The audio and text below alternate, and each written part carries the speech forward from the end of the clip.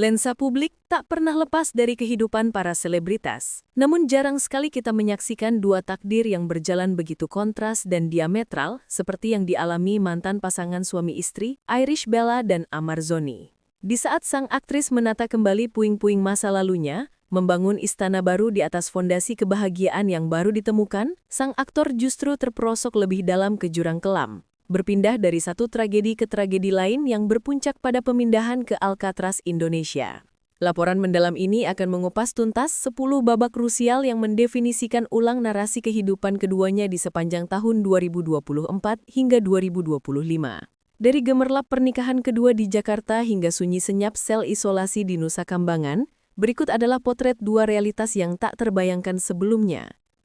Kisah ini bukan sekadar tentang cinta dan perpisahan, melainkan tentang konsekuensi, kebangkitan, dan kejatuhan yang tak terhindarkan. Berikut penelusuran tim kami. Sebuah lembaran baru secara resmi dibuka oleh Irish Bella, hanya 8 bulan setelah ketuk palu perceraiannya dengan Amar Zoni pada Februari 2024. Pada bulan Oktober 2024, Irish Bella mengumumkan pernikahannya dengan seorang pria bernama Haldi Sabri. Sebuah keputusan yang sontak mengejutkan sekaligus mengundang decak kagum publik. Pernikahan ini tidak hanya menjadi sorotan karena status baru Irish, tetapi juga karena simbolisme mendalam di baliknya. Diketahui, Haldi Sabri memberikan mas kawin yang tidak biasa, yakni sebuah masjid.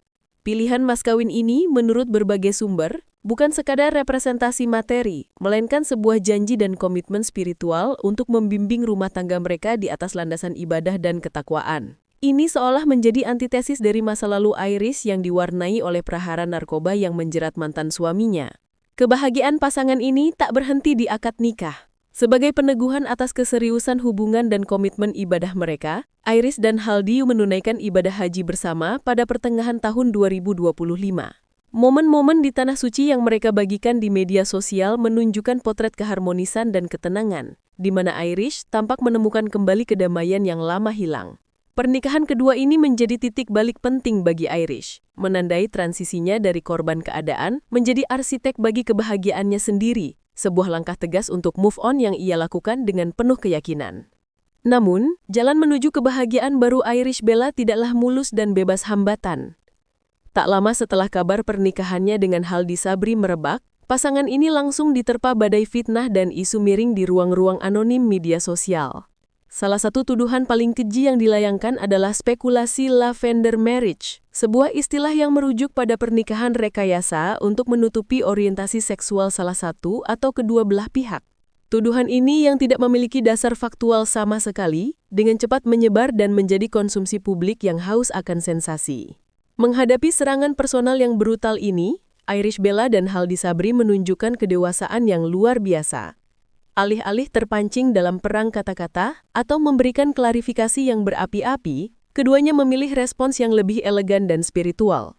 Dalam beberapa kesempatan, Irish hanya menyatakan bahwa ia dan suami memilih untuk menyerahkan segalanya kepada Tuhan. Biarlah waktu yang menjawab, ujarnya singkat, menegaskan bahwa fokus mereka adalah pada membangun keluarga yang sakinah, bukan membungkam suara-suara sumbang. Sikap ini diperkuat dengan bahasa tubuh dan interaksi publik mereka yang tampak tulus dan harmonis, seolah menepis secara alami segala tuduhan tak berdasar tersebut. Bagi Irish, ujian fitnah ini adalah bagian dari paket kebahagiaan baru yang harus ia hadapi dengan sabar dan iman. Di tengah semua dinamika kehidupan pribadinya, satu hal yang tidak pernah goyah dari Irish Bella adalah perannya sebagai seorang ibu. Fokus utamanya tetap tertuju pada kesejahteraan dan masa depan kedua buah hatinya dari pernikahan dengan Amar Zoni, Airumi Akbar, dan Amala Putisabai. Pasca perceraian, Irish secara de facto menjadi orang tua tunggal dalam hal finansial. Meskipun putusan pengadilan mewajibkan Amar Zoni memberi nafkah sebesar 10 juta rupiah per bulan untuk kedua anak, kondisi Amar yang terus-menerus terjerat kasus hukum membuat aliran nafkah tersebut tersendat dan tidak pasti. Menyadari realitas ini, Irish tidak mau berpangku tangan atau menggantungkan nasib anak-anaknya pada janji yang tak pasti. Ia mengambil langkah proaktif dan tegas untuk menjadi satu-satunya tulang punggung keluarga. Keputusannya untuk kembali aktif di dunia hiburan didasari oleh motivasi tunggal ini, memastikan Airumi dan Amala mendapatkan kehidupan terbaik, pendidikan yang layak, dan segala kebutuhan mereka tercukupi tanpa kompromi. Dalam sebuah wawancara, Iris dengan mata berkaca-kaca mengungkapkan bahwa melihat senyum dan tawa kedua anaknya adalah sumber kekuatan terbesarnya untuk bekerja keras, melampaui segala kelelahan fisik dan mental yang ia rasakan. Di balik gemerlap kembalinya ia ke dunia hiburan, Irish Bella menghadapi dilema yang lazim dialami oleh para ibu bekerja, working mom, pembagian waktu antara karir dan keluarga. Tuntutan syuting sinetron stripping yang menyita waktu dari pagi hingga larut malam mulai menimbulkan konsekuensi di rumah. Irish secara terbuka mengakui bahwa putra sulungnya, Airumi, mulai melayangkan protes. "Abang Air sudah mulai protes, Mami kerja terus," tutur Irish menirukan ucapan anaknya. Protes polos dari sang anak menjadi tamparan sekaligus pengingat baginya akan waktu berkualitas yang hilang. Ini adalah tantangan emosional terberat baginya. Untuk mengatasinya, Irish berusaha keras menyeimbangkan dua dunia tersebut. Ia rela mengorbankan waktu istirahatnya, memastikan untuk tetap mengantar anak-anak ke sekolah sebelum ia sendiri berangkat ke lokasi syuting, bahkan jika itu berarti ia harus bangun jauh lebih pagi. Ia memanfaatkan setiap jeda syuting untuk melakukan panggilan video, sekedar untuk menanyakan kabar atau mendengar suara anak-anaknya. Irish berada dalam perjuangan konstan untuk meyakinkan anak-anaknya dan dirinya sendiri bahwa semua kerja keras yang ia lakukan adalah demi masa depan mereka. Sebuah pengorbanan yang ia harap akan dipahami oleh Air dan Amala kelak. Sementara Irish Bella sibuk membangun kembali menara kehidupannya, Amarzoni justru sibuk menggali lubang yang lebih dalam untuk dirinya sendiri. Nasib tragis mencapai puncaknya pada awal tahun 2025, saat masih menjalani sisa hukuman untuk kasus narkoba ketiga di rumah tahanan atau Rutan Salemba, Jakarta. Amarzoni kembali terjerat dalam lingkaran setan yang sama. Dalam sebuah operasi penggeledahan, petugas menemukan barang bukti narkotika jenis sabu dan ganja yang tidak hanya ia konsumsi, tetapi juga diduga kuat terlibat dalam peredarannya di dalam blok hunian. Ini adalah kasus keempatnya, sebuah rekor kelam yang menunjukkan kegagalan total untuk merehabilitasi diri. Keterlibatan keempat kalinya ini, apalagi terjadi di dalam lembaga pemasyarakatan, menjadi paku terakhir bagi reputasi dan masa depannya. Pihak berwenang tidak lagi bisa mentoleransi perbuatannya. Statusnya langsung dinaikkan dari narapidana biasa menjadi narapidana kategori high risk atau berisiko tinggi. Peristiwa di Rutan Salemba ini menjadi titik nadir dalam hidup Amarzoni, sebuah ironi pahit di mana tempat yang seharusnya menjadi lokasi penebusan dosa justru menjadi saksi bisu kejatuhannya yang paling telak. Konsekuensi dari perbuatan Amarzoni di Rutan Salemba datang dengan cepat dan tegas. Pada pertengahan Oktober 2025, Direktorat Jenderal Pemasyarakatan Kementerian Hukum dan HAM memutuskan untuk mengambil langkah luar biasa, memindahkan Amarzoni ke pulau penjara paling angker di Indonesia. Dalam sebuah proses pemindahan yang berlangsung senyap dan di bawah pengawalan super ketat, Amarzoni resmi diasingkan ke Lembaga Pemasyarakatan atau Lapas Super Maximum Security Karanganyar di Nusa Kambangan. Foto-foto yang beredar di media menunjukkan momen dramatis saat Amar dengan tangan diborgol dan wajah ditutup kain digiring petugas. Kepala Rutan Salemba saat itu menegaskan bahwa pemindahan ini adalah prosedur standar bagi napi high risk yang berulang kali melakukan pelanggaran berat, terutama terkait narkoba di dalam lapas. Lapas Karanganyar sendiri bukanlah penjara biasa.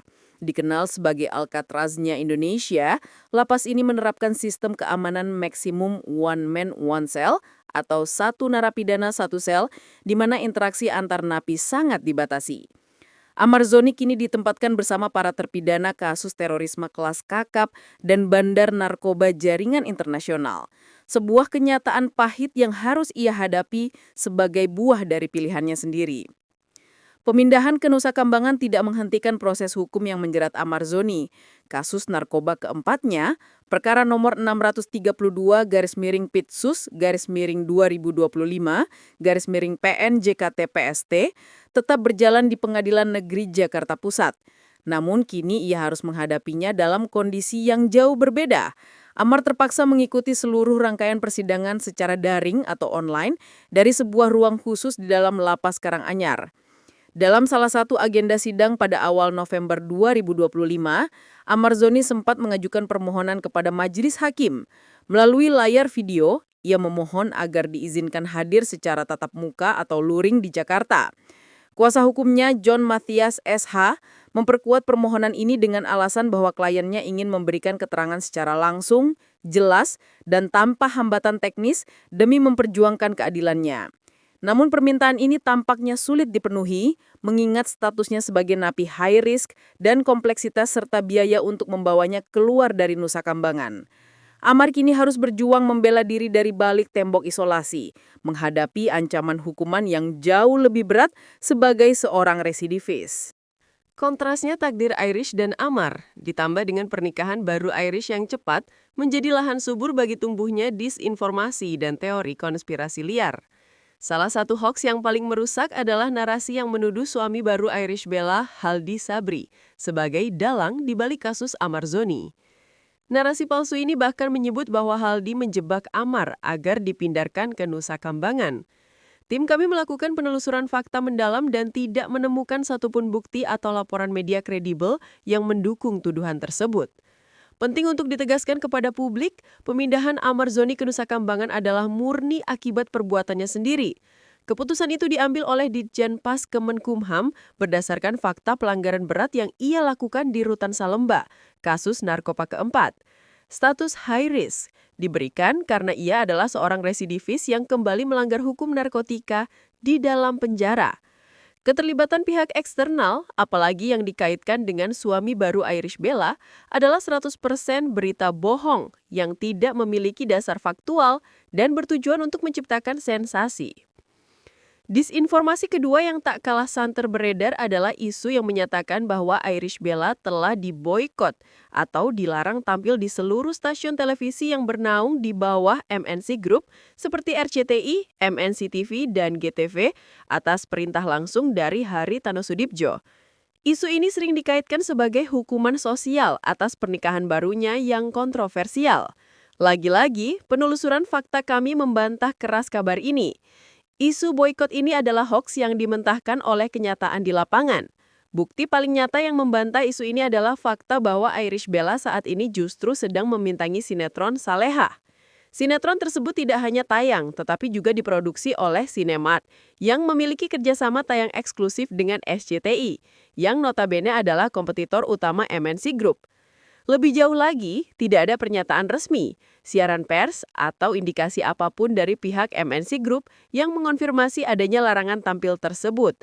Aktivitas syuting Irish yang padat dan kembalinya ia ke layar kaca secara penuh adalah bukti konkret bahwa karirnya tidak diboikot oleh siapapun.